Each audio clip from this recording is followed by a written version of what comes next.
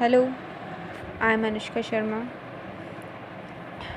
I started this channel to make the law very easy. So begin with tort because tort cover all the mistakes and all the wrongful acts.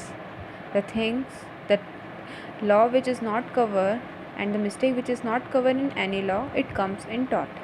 So begin with tort. The word tort is derived from the Latin term tortum, which means to twist, means it is a twist thing. It is not a straightforward. It includes that conduct which is not straight, as I said, or lawful. But on the other hand, it is twisted, crooked, or unlawful. It is unlawful. And then we said further that this branch of law consists of various torts. It is consists of various torts, not only one tort, like negligence, defamation, and many more. और wrongful acts whereby the wrongdoer means जो अपराधी है, accused है, wrongdoer violates, किसी ने किसी के rights का violation किया है जो किसी को मिले हुए हैं, like अपन बोल सकते हैं कि बोलने का अधिकार in constitution, right to speech and expression, अगर किसी ने वो रोका है तो वो भी लॉ ऑफ टॉर्ट्स के अंदर कवर होगा, पर वो कॉन्स्टिट्यूशन से गवर्न किया जाएगा, पर वो लॉ ऑफ टॉर्ट्स के अंदर भी आएगा। तो जब किसी ने भी किसी को उसका राइट वॉयलेट किया है, उसका अधिकार छीना है, वो होगा wrongful tort. It is a wrongful thing which is a tort. It consist of things, those wrongs and unlawful acts which violate legal rights of a person for which law provides the remedy of unliquidated damages।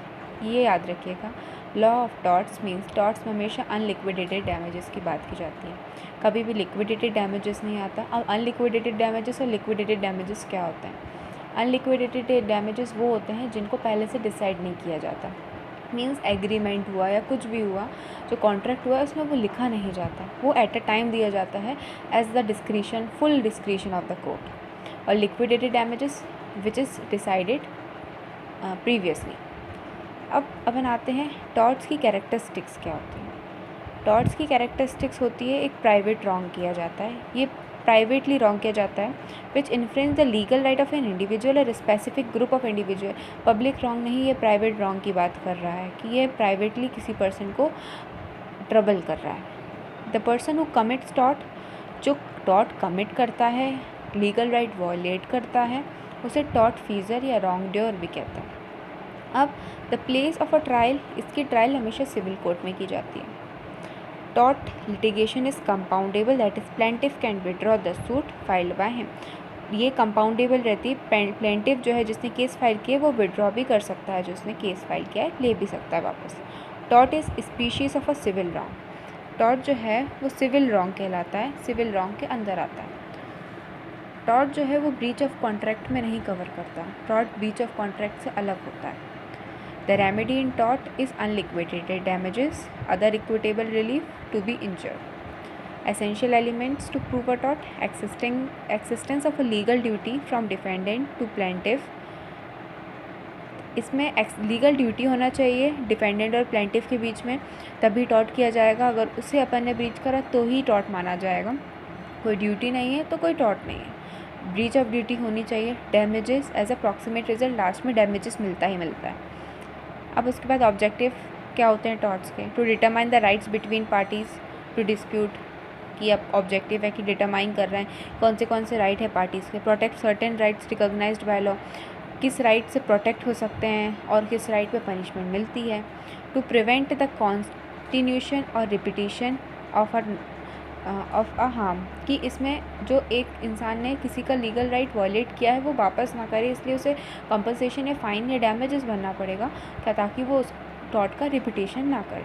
To restore the property of its rightful owner, कि जो property किसी ने छीन ली है या ले ली है, trace पास कर लिया है, वो उसे उसकी सही राइट पर और सही ऑनर तक पहुंच जाए। अब 2-3 डेफिनेशंस हैं जो अलग अलग ज्यूरिस्ट ने, अलग अलग